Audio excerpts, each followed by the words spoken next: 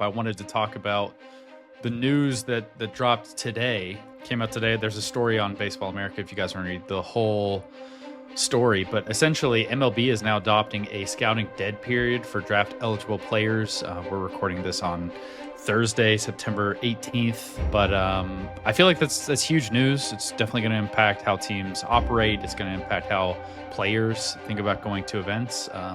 The full piece with all the details, I would encourage you guys to all go check it out at baseballamerica.com. JJ has all the details. But essentially, MLB announced that it is adopting rules that create a dead period on all scouting, player evaluation, and data gathering on high school baseball players from October 15th to January 15th, and for college players from November 15th to January 15th. So during that time, MLB personnel are not allowed to scout or evaluate baseball activities from domestic draft eligible players in any way. This includes no gathering or evaluating any data or video that's produced by players in the dead period. So it's not just you can't go to games, it's also you can't have a player send you something from a workout, from on field activity, and basically evaluate that video. You can do a lot of the typical scouting activity that happens in this period. So in home visits, off the field, evaluation is perfectly fine. On field for non baseball sports. So if you're evaluating a player in your area who is a football or basketball player, you can go watch them play in those games. That's kind of been the norm for many scouts over the years for multi sport athletes. So this is kind of a big deal. My general first, because again, this dropped maybe an hour ago as we're talking about this, and we're just looking over it all. I mean, I'd heard about it earlier this week, but I hadn't read through all the details that JJ has laid out until just now. I think this is a good thing for both for players. I mean, I'm less so concerned about like how it impacts the industry. I do think that we have a lot of evidence that suggests that we're probably playing too many games in America, specifically for baseball players, and the year-round circuit of travel ball that exists can be detrimental to health. I think rather than MLB getting involved in like running events themselves throughout the summer, like they tried to do previously and have since kind of backed off a little bit. It does seem to me like just saying, hey, we're not going to be scouting you in this period. So if you're playing in the off season for the purpose of getting seen, we're not going to be there. We're not going to see you. I think that probably is a better lever for MLB to pull than actually like getting down and running things themselves. So I think this is going to be positive. I'm hopeful that it's going to be positive. I also have no idea how you're actually going to enforce this. I imagine teams are already trying to figure out how they're going to get around this, how they're going to have loopholes. Like I'm not sure how you can police a scout sitting at home looking at video. Like how are you supposed to know that he's not looking at video that's come up in this dead period time that by what we're reading that they're not supposed to be evaluating or inputting into their systems. Like it sounds like it's on teams if they get sent any data or video from players or representatives of players in this period, it's on them to report it. It looks like breaching this could come with penalties that includes loss of picks and bonus pool money. So I feel like that's going to be a bit of a nightmare. But if everyone actually polices themselves and abides by these rules, I don't really see it as anything but a net positive for the amateur baseball scene. I'm curious what you think. Think your intentions and the lens you're looking at it are from a good place, and I think you're missing what's actually happening here. All right. This is MLB owners containing their costs disguised as trying to help players. The main thing this rule is designed to protect is the pockets of the owners. It's clever framing. Like, hey, we're out here looking out for the health of young players. Like, who's against that? Do you want more players to get hurt? But what they're actually achieving here is all 30 owners can now reduce their operational expenses in scouting for 3 months of the year. It's not a time in the calendar where there's a ton of in-person scouting going on, but you could have an area scout say he lives in North Carolina. He wants to drive down to South Carolina to see a guy work out in the off season at a facility, take BP, throw a bullpen. So he can't do that now.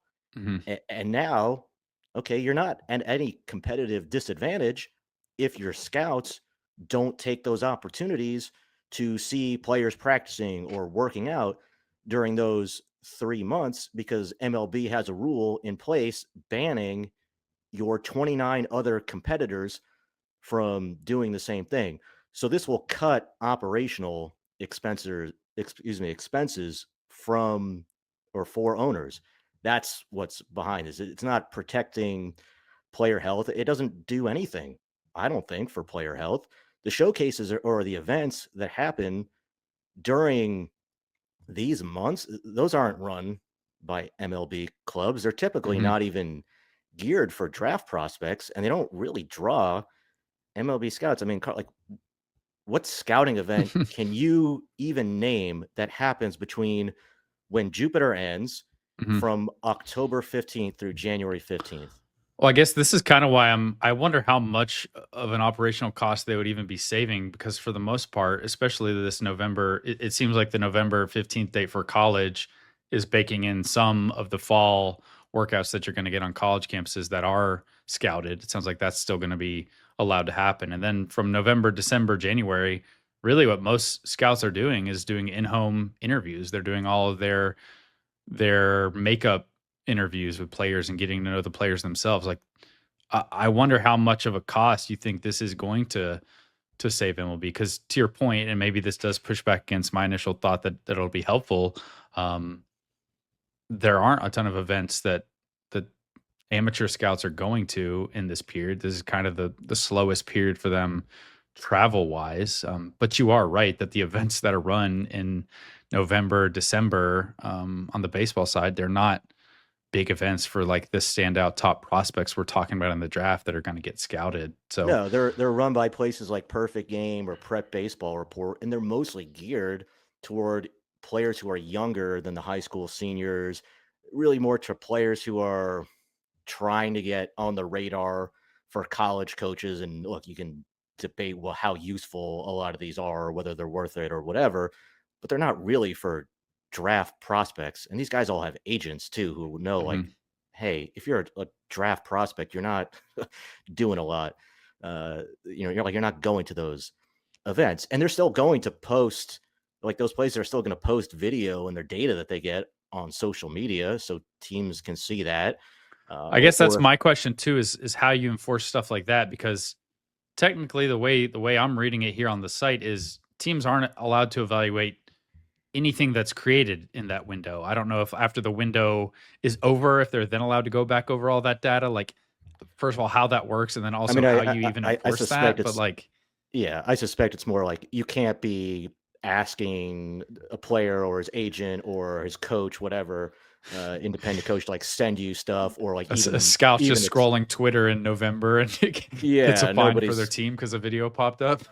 yeah, that's like, like, if something's in the public domain, what are you gonna do? Like, oh, you can't read uh, Baseball America in November? No, like, if a player does something at his training facility and he posts video or TrackMan data somewhere publicly available for everyone to see, I don't see how you can So police so that. So here's how the language is written here on the site in one graph here. Per the new dead period rules, all 30 MLB teams will be prohibited from attending or evaluating any video or data from any games, showcases, tournaments, batting practice, infield outfield drills, workouts, or any other throwing, hitting, catching, or fielding drills. Teams are not allowed to input bat and ball tracking data or biomechanical data gathered during the dead period, nor can they contact with third-party vendors to access any data created from baseball activities during the dead period. So it sounds to me like basically anything in this window is just a black box. That's not going into your models. That's not going into your system, even after the dead period. That's just a no go for teams. And so, like, I mean, part of me still wants to say that, like, that is a benefit because let's say you're a high profile play, and maybe this is also just too individualized, but let's say you're a player who you didn't get seen a lot over the summer, or you didn't play very well over the summer, and so you Yep. want to then throw in the off season, like theoretically, and viewing it, I guess, in the naive lens that I'm looking at it, like there's no incentive for the player to then do anything of that capacity in the off season because you're not going to get the return on it from teams. Like they're not going to be able to see it. Now, do I believe the teams are not going to see that data still? Like I think this is just so impossible to actually enforce and police. The penalties would have to be extreme. Like they would have to instill such fear in teams if they ever got caught or if anyone was ever tipped off that the penalty here would be crazy for them to actually self police it to like the letter of the law here. I don't know how that is going to happen because it seems like something that would be so easy for teams to just kind of ignore and continue evaluating whether it's on like off time, doesn't actually go into your systems, but like I don't know how you police this. Well, look, like players should take time off during the off season, right? Right. Pitchers, especially, you don't want to be pitching competitively 12 months a year, duh. Right. But take your example. What about a hitter who was injured in the spring or the summer? He Hmm. lives in Southern California. Weather's good. He wants to get some extra at bats in the Hmm. fall because he missed the whole summer. Scouts didn't get to see him. Right. Then there's supposed to be something negative about him playing 2 or 3 games a week at the end of October or Hmm. early November, and if scouts see him taking those at bats, that's detrimental for player health. Of course not. It's a case by case basis. You can't just say, "Oh, well, nobody should be playing in Right. these months because MLB has decreed it." So, like, no, none of us want to see players get overused, but the rule here is self-serving for owners to save money for 25% of the calendar. They get the optics of positioning themselves as these champions of player health when it won't make any difference. And the real driver is that they're getting to lower their Do you operational think costs. do you think it would like having this dead period, like are we now going to see teams hiring scouts for like just seasonal contracts for scouts? Like if there's a dead period from October to January, what's the point of even having scouts on the payroll for those months? Do you think this is kind of the direction that the owners are looking ahead towards? I mean, it's not like it's news that teams are Get cutting paid like a costs on teacher. scouts.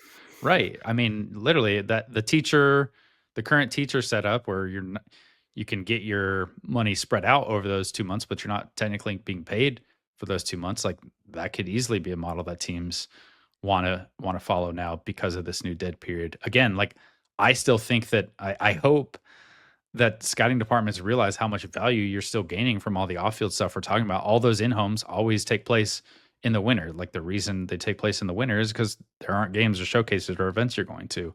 So like I would think it's a huge competitive advantage for the teams that are still going to have scouts doing that work, but I could easily see teams writing it off if they're just trying to cut costs at all corners possible. I mean, just saw what the Twins now have what a one person pro scouting staff. Like the cuts in which scouting is not which is anything one new. more than some teams have. Right, right. Yeah. No, I think there's like I don't know if they're going to go to that extreme, but I think it doesn't protect player health. It saves owners money on the travel costs.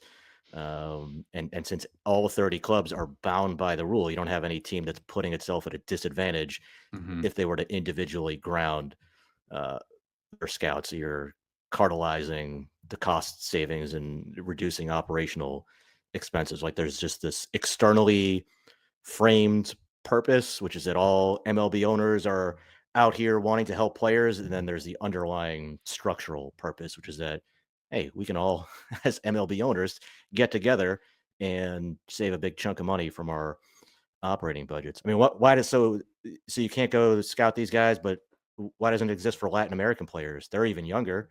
So it's Hmm. okay for teams to not just scout players 12 months a year who are 16, 15, 14. It's okay now for them to reach deals to sign 12-year-olds. Are you gonna shut down the Arizona Fall League? That runs through mid-November too. I mean, I Yeah. get that's obviously different with professional players, but it's Hmm. okay for them to be playing in mid-November. Yeah. I mean, Ben, I wanted to be happy about this. You got me a little more depressed now. Thanks for coming back on the podcast. But Yeah. all the points you make are good ones. It is generally kind of the track that MLB has been going with these like league wide rules about when you can scout, how many teams you can have, how much money you can spend. Oh, So I think MLB PR is doing a good job. all right. Anything else you want to add to this before we I move think on to maybe a happier topic? what's a happier topic? Well, what's interesting too, because I got like quick 2 messages from people in the game on the scouting side, on the agency side. Both of them were like very positive about this. I'd say a lot more along the lines of like what I thought initially. I'm curious if like the general opinion from people in the industry will be positive or negative as we kind of work through this a little bit more. And maybe after we see like kind of how it works the first off season, we'll have some more thoughts on just how things work with it. But It may give scouts more downtime potentially. Like that's not a mm, bad thing, I guess. That could be one yeah. upside just in terms of their balance. Although if I there's no rule against scouting Latin American players. I love the idea. Hey, like okay, so these guys can't not totally do their job, but they can't scout players in person. There's other things obviously you can do Mhm. at home for your job that are important to do in your office or your home office. But I love when teams bring down their scouts, their amateur scouts or other scouts in their organization who don't typically cover Latin American prospects. I love when the teams bring those guys down to Mhm. see those players to get a better perspective and to get a better sense for what those players are looking like at that age, Yeah. trying to evaluate players there, give them a broader context for, hey, like, yeah, you really like this shortstop's actions and you're jumping all up and down about him here in the United States. All right, well, let's go to a workout in the Dominican Republic and I'll show you 7 guys who are 2 years younger who have better defensive actions than that guy that you like who Right. also can't hit. So Yeah, that's another interesting ripple effect. Although, again, that would maybe go against your cost controlling argument earlier if you all of a sudden started flying guys down to the DR. it's yeah, well, for the teams that want to spend and Mhm. want to make that It's an investment in avenue to do it. their Yeah. yeah, do it that way. There's already some teams that do it to a certain extent, but maybe Mhm. some other teams will start doing it too.